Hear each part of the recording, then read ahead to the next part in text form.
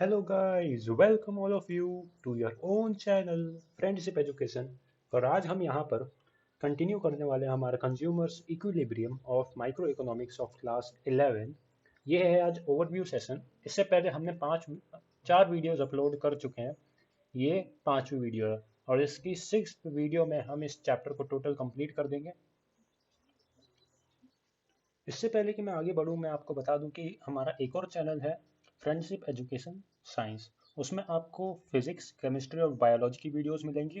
मुझे पता है कि वो कॉमर्स के स्टूडेंट्स के लिए नहीं है, लेकिन आपके दोस्तों को, आपके भाई बहनों को अगर चाहिए वो वीडियोस, तो आ, उस चैनल पे फ्रेंडशिप एजुकेशन साइंस पे वो वीडियोस मिल सकती हैं। वो चैनल अभी अभी बनाया गया है। और आज हम कंटिन्यू करेंगे माइक्रो इकोनॉमिक्स, कंज्यूमर इक्विलिब्रियम। कि कंज्यूमर इक्विलिब्रियम कैसे होता है, मतलब कंज्यूमर इक्विलिब्रियम में कब पहुंचता है, कंज्यूमर इक्विलिब्रियम की डेफिनेशन क्या है। अब तक हमने indifference curve, budget set, ordinal utility approach, cardinal utility approach, इनके बारे में पढ़ा था।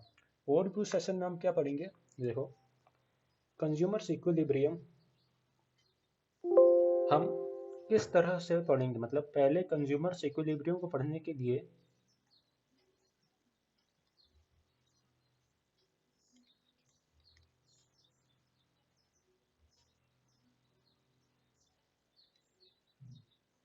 कंज्यूमर इक्विलिब्रियम को पढ़ने के लिए हमें इंडिफरेंस कर्व और बजट लाइन यानी बजट सेट को हमें पढ़ना पड़ेगा।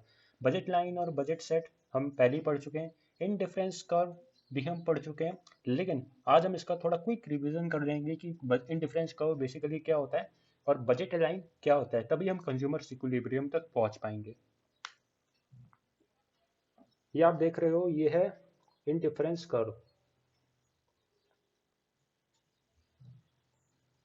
आईसी। ठीक है, इंडिफरेंस कर्व ग्राफ बना हुआ है, वाई एक्सिस है, कोई नंबर नहीं है, लेकिन इंडिफरेंस कर्व शो क्या करता है। मान लो मैं ये पॉइंट लेता हूँ और दूसरा पॉइंट लेता हूँ यहाँ पे। इस पॉइंट का नाम है ए, इस पॉइंट का नाम है बी। तो ये शो क्या कर रहे हैं, मतलब अगर मैं कोई भी पॉइंट लेता हूँ तो ये शो क्या कर रहा है, तो ये शो करता है दो combination of goods ordered pairs. मान लेते हैं 1 10, यानी एक एक्स कमोडिटी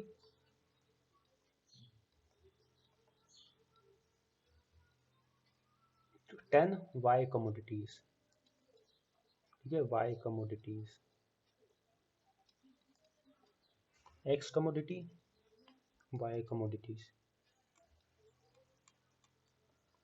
लेकिन बी पॉइंट पे क्या होगा, 10 कमोडिटीज एक्स की हो जाएंगी, लेकिन वाई की हो जाएंगी 2 कमोडिटीज। तो यहाँ पे देखो डिफरेंस हमें देखने को मिल रहा है कि इनमें कॉम्बिनेशन में। लेकिन एक बात यहाँ नोटिस करने जैसी है, कंज्यूमर को जो सेटिस्फेक्शन मिलेगा ए बंडल कंज्यूम करने से और बंडल बी कंज्यूम करने से, दोनों इक्वल रहेगा। कंज्यूमर को जो सेटिस्फेक्शन मिलेगा ए से और बी से वो सेम रहेगा। यही इनडिफरेंस कर्व की खासियत होती है। All the points lying on an indifference curve give same satisfaction to a consumer. तो ये एक कैरेक्टरिस्टिक होती है।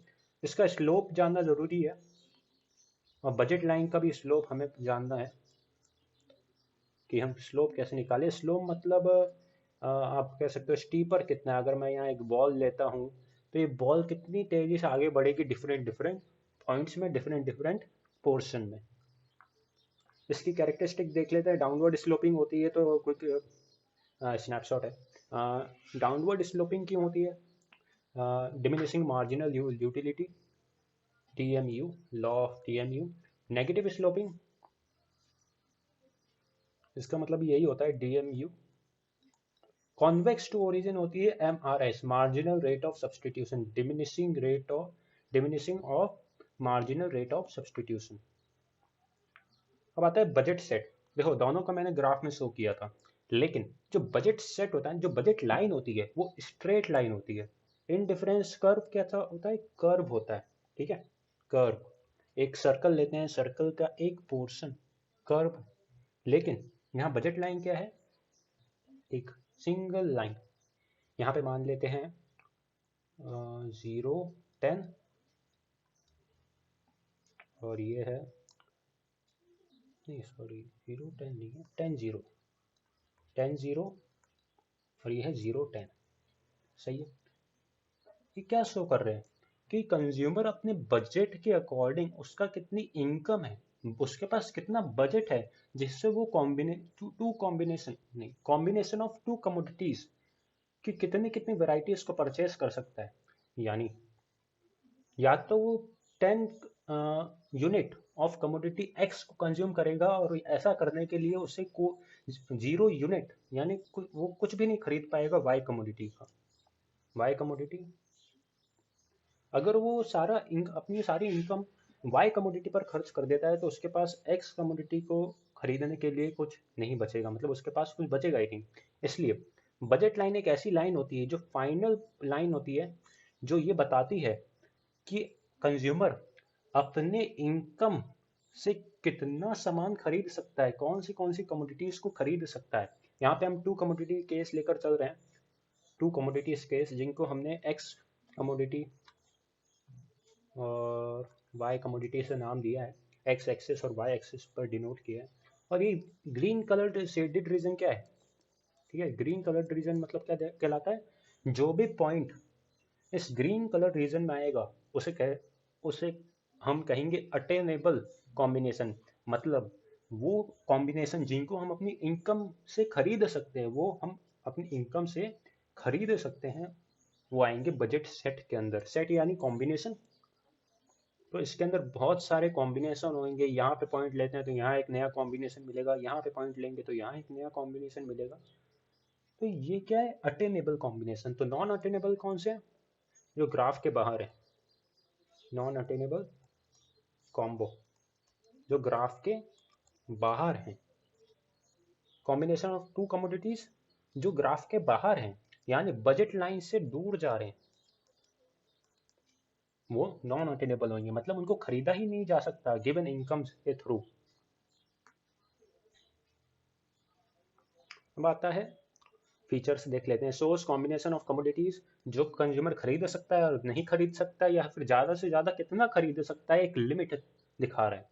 Attainable and non attainable combo, budget set के अंदर जो भी आएगा अटेनेबल, बजट सेट के और बजट लाइन के बाहर नॉन अटेनेबल। फिर आता है स्लोप ऑफ बजट लाइन जो कि होता है कांस्टेंट। आप देख सकते हो कि जो इनडिफरेंस कर्व था वो एक कर्व था जहां पर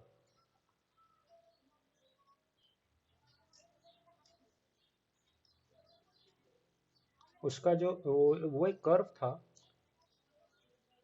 और उसका जो स्लोप है वो इस पॉइंट पर कुछ x था तो इस पॉइंट पे y होगा, मतलब चेंज होता रहेगा, उसका स्लोप चेंज होता रहेगा। हम जनरली देखें तो उसका स्लोप है ना कम होता रहेगा। अब वो कैसे होगा हम अभी पर जानते हैं। अब जानते हैं कि कंज्यूमर्स इक्विलिब्रियम क्या होता है। उससे पहले हम देख लेते हैं कि हम स्लोप कैसे फाइंड करेंगे। ब्लैक तो चलेगा नहीं, black black okay. Consumers indifference curve, I C. Indifference curve का हम स्लोप कैसे पता करें, तो स्लोप पता करने के लिए आपको एक वैल्यू फाइंड आउट करनी पड़ेगी, M R S. M R S यानी क्या, marginal rate of substitution. Marginal rate of substitution इसका मतलब क्या है, अभी हमने पढ़ा इन डिफरेंस कर्व में कॉम्बिनेशन ए से कॉम्बिनेशन बी जाने के लिए क्या करना पड़ा, एक कंज्यूमर को अपनी सारी की सारी ना कहें तो ये कॉम्बिनेशन क्या कहलाएगा, 10 से 2, ठीक है। उसके पास पहले एक कमोडिटी थी, एक्स की एक यूनिट थी, लेकिन अब कितनी है, 10 है। और बाद में वाई की कितनी हो गई, 2, 10 से 2 हो गई। लेकिन अगर मैं कोई और पॉइंट की बात करता हूँ, मान लेते हैं यहाँ पे कोई सी पॉइंट ले लेता हूँ, सी, ठीक है। तो यहाँ पर हो गया अपना, मान लेते हैं 2 और ये है 7। तो 1 से 2 आने के लिए, देखो 1 से 2 आने के लिए उसे 3 कमोडिटी ऑफ वाई को छोड़ना पड़ा, 3 को छोड़ना पड़ा, ठीक है। 3 कमोडिटीज ऑफ वाई को छोड़ना पड़ा। इसका मतलब क्या है, मतलब एक्स की एक कमोडिटी को बढ़ाने के लिए 3y को छोड़ना पड़ा, -3 करना पड़ा, ठीक है, -3। लेकिन अगर मैं कोई दूसरा पॉइंट ले लेता हूँ, तीसरा ले लेता हूँ, चलो डी ले लेता हूँ, तो ये क्या होगा 3, ये होगा कितना 7 से 6 ले लेते हैं, ठीक है 6 या 3 4 3 2 5, 5 लेना सही रहेगा 5, ठीक है। तो ये कॉम्बिनेशन क्या था 3,5, यानी एक और इंक्रीज किया मैंने, +1 और ऐड किया इसमें, देखो +1 इसमें भी ऐड किया था, +1 इसमें भी ऐड किया, लेकिन हमने सब्ट्रैक्ट कितना किया -2, क्योंकि एक बात सुनो, तुम्हारे पास पहले एक डेयरी मिल्क थी, 10 5 स्टार थी, तुम्हें चाहिए डेयरी मिल्क, ठीक है, तुम्हारे पास बहुत सारी 5 स्टार है, बहुत सारी 5 स्टार है, तुम्हें चाहिए डेयरी मिल्क, एक डेयरी मिल्क लेने के लिए तुमने 3 5 स्टार को छोड़ दिया, 3 5 स्टार छोड़ दिया, लेकिन जब तुम्हारे पास 2 डेयरी मिल्क आ गई और तुम तीसरी लेना चाहते हो, तो तुम्हें उसकी जो लेने की जो लालसा है, मतलब जो इच्छा है, वो थोड़ी कम हो जाएगी, क्योंकि तुम्हारे पास 2 आ गई पिछली वाली से ज़्यादा। तो इसके कारण तुम कम क्वांटिटी ऑफ कमोडिटी को वो करोगे, ठीक है, लेस क्वांटिटी ऑफ कमोडिटी को सेक्रीफाइस करोगे। पहले -3 किया था, अब -2 करूंगा, क्योंकि मेरे पास तो एक डेयरी मिल्क आ गई, तो मेरी जो लालसा है, मतलब जो इच्छा है, वांट है, वो थोड़ी कम हो गई। तो इसे क्या कहते हैं, law of diminishing marginal utility, तो इसे ही कहते हैं, यानी इच्छा का कम होना, चाहत कम होना। अब वैसे ही आते आते यहाँ पर आ, और कम हो जाएगा, 5 से 2 कम हो जाएगा, धीरे धीरे कम होता जाएगा, लेकिन जैसे जैसे x की क्वांटिटी इंक्रीज हो रही है +1 से, वैसे वैसे y की क्वांटिटी डिक्रीज हो रही है कम से कम अमाउंट से, पहले -3 से हुई, फिर -2 से हुई, फिर -1 से होगी, ऐसे इस प्रोसेस को, मतलब ये जो पैटर्न हमें देखने को मिला, उसे ही हम कहते हैं मार्जिनल रेट ऑफ सब्सटीट्यूशन, यानी कहाँ गया, diminishing marginal rate of substitution, ठीक है, बहुत बड़ा नाम है, इसको मैं शॉर्ट फॉर्म में लिख देता हूँ। तो इसको आप मेजर कैसे करोगे, ये है, मतलब इसका जो स्लोप है, जो इनडिफरेंस कर्व का जो स्लोप होता है, उसको आप लाओगे, मतलब उसको आप मेजर कैसे करोगे, तो जो MRS होता है ना, यही उसकी मेजरिंग क्वांटिटी होती है। MRS का फॉर्मूला होता है delta y upon delta x, यानी change in quantity of y upon change in quantity of x। देखो पॉइंट ए, हमारे पास पॉइंट ए था, जिसमें हमने 3 क्वांटिटी सब्सक्राइब की, सब्सक्राइब क्या, आप सब्सक्राइब नहीं कर रहे हो मेरे, हाँ, 3 क्वांटिटी, 3 यूनिट हमने सेक्रीफाइस की थी x के लिए, और 1 यूनिट इंक्रीज हुई थी x की। तो यहाँ पे डेल्टा y का मतलब क्या है, चेंज इन y, हम यहाँ माइनस नहीं लिखेंगे, क्योंकि भले ही माइनस कम है, हम देख रहे हैं चेंज कितना आया है, चेंज है ना, चेंज कितना आया है, 3 का चेंज आया, ठीक है, x में कितना चेंज आया 1 का, तो इसका जो स्लोप है पॉइंट ए पर, वो है 3, ठीक है 3, याद रखना। MRS एट C कितना होगा, डेल्टा y डेल्टा x, कितना हमने सेक्रीफाइस किया 2, मिला कितना हमें 1 2। तो ऐसे देखते जाए तो MRS D इससे भी कम होगा 1, ठीक ऐसे ही मिलेगा। फिर हम एक क्वांटिटी को सेक्रीफाइस, एक यूनिट को सेक्रीफाइस करेंगे x की एक यूनिट के लिए, तो इसे ही कहते हैं law of diminishing marginal rate of substitution, और इसी से हमें स्लोप मिलता है पॉइंट, अलग अलग पॉइंट पर, ठीक है। पॉइंट ए पर हमें स्लोप मिला, इनके बाद बहुत हो गई, सारी इंक्रीज कर देता हूँ, ठीक है, पॉइंट ए पर हमें स्लोप मिला 3, ठीक है, स्लोप, ठीक है स्लोप। पॉइंट सी पर हमें मिला 2, पॉइंट डी पर हमें मिला अपना क्या था 1, ठीक है 1 था। लेकिन अब यहाँ पे एक और बात नोटिस करने जैसी है,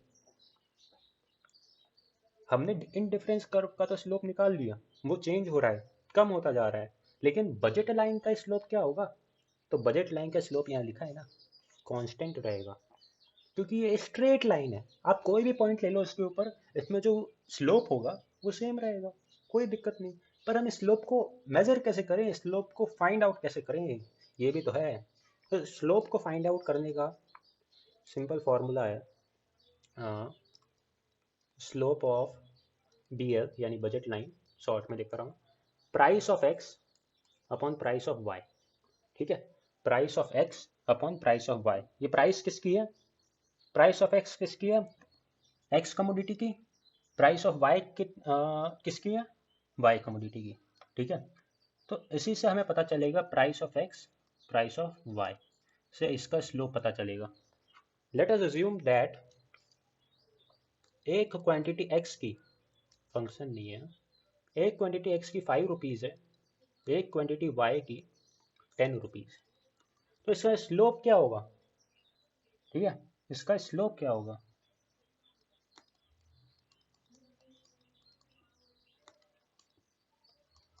टू।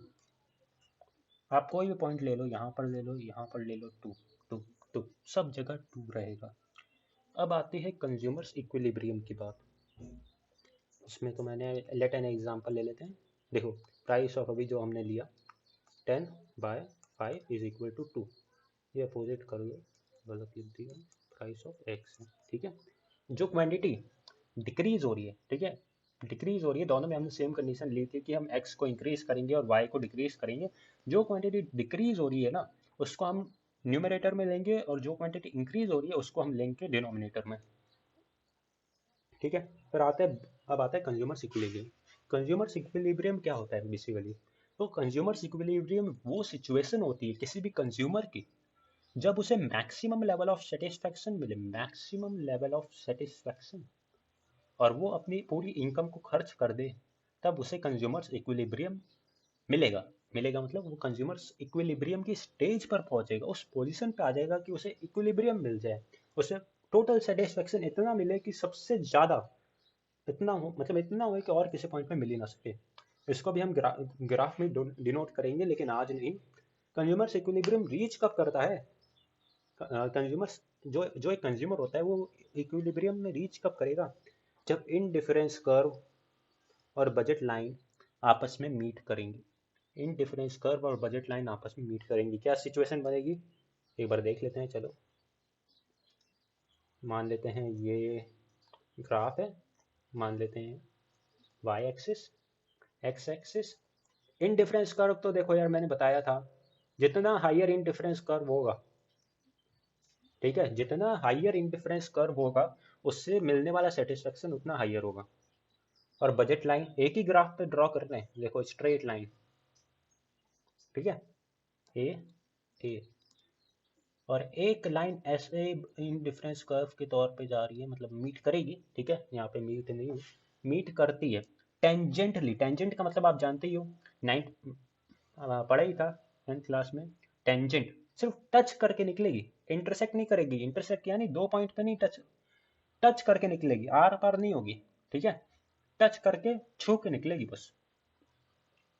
तो यहाँ पर ये जो पॉइंट होगा ना वो होता है कंज्यूमर्स इक्विलिब्रियम। तो ये बहुत ही सिंपल टॉपिक है लेकिन बहुत ही इम्पोर्टेंट टॉपिक है। मैं इसको कल एग्जाम्पल के साथ प्रूव करूंगा, आज तो बस थ्योरी थी। Let us complete this topic the next day. तो गाइज आज के लिए बस इतना ही, थैंक यू, बाय बाय।